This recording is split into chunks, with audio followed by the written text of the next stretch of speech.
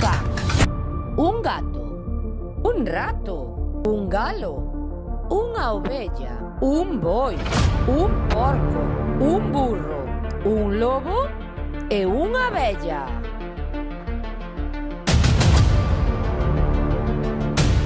Unha abella tiña sono e foi deitarse, pero un feixe de animais foron debaixo na súa cama.